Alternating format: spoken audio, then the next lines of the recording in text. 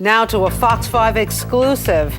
You can lead a squeaky clean life, but sometimes it doesn't matter. Well, tonight, the story of an innocent man who acquired the rap sheet of a slimy criminal. It's a problem that has haunted him for 13 years, so when he got to the end of his rope, he called Fox 5's John Dutzman.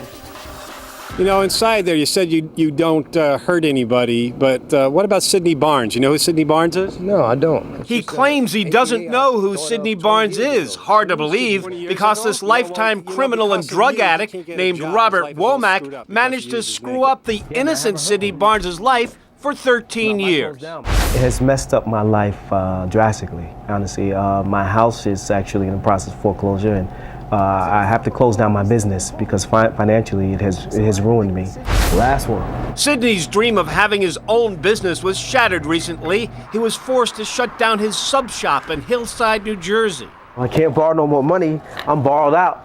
The former Marine, father of three, grandfather of four, fears he'll lose his house next. It just seems like people are giving the runaround constantly to an innocent man.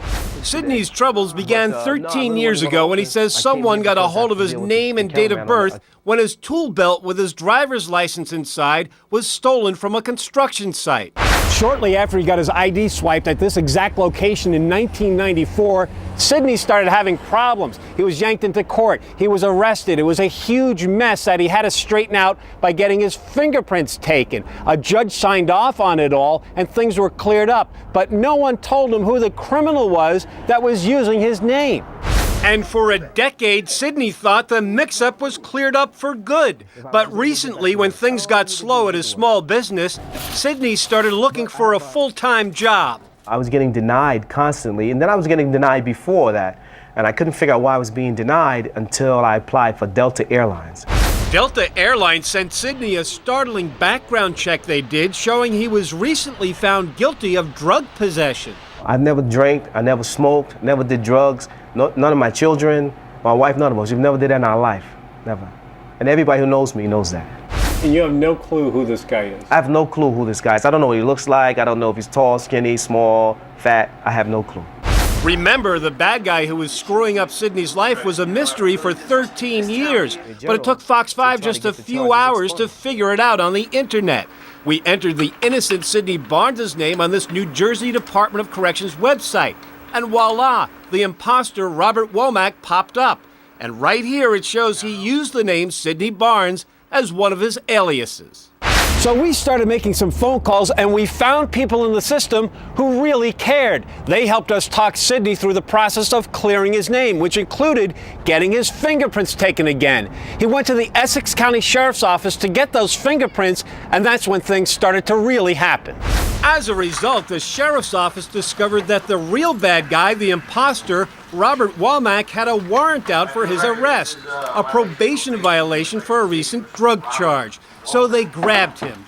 Armando Fontura is the Essex County Sheriff. What specifically made your guys go out that night and get the bad guy? Well, because I think when you have somebody who's like Mr. Barnes, who's been suffering, and he takes the time to come in, he wants to clear his name. If we have an opportunity to do that, then we demand that our people do that, and they did exactly what they're supposed to do. Thanks to the sheriff's office, Womack was in jail immediately and in court on his probation violation. I have not hurt anybody. I do not do crimes. I do not hurt anybody. I do not disrespect anyone. Judge Joseph Isabella didn't buy Womack's baloney and sentenced him to a year in jail. We got to talk to him on his way to the slammer.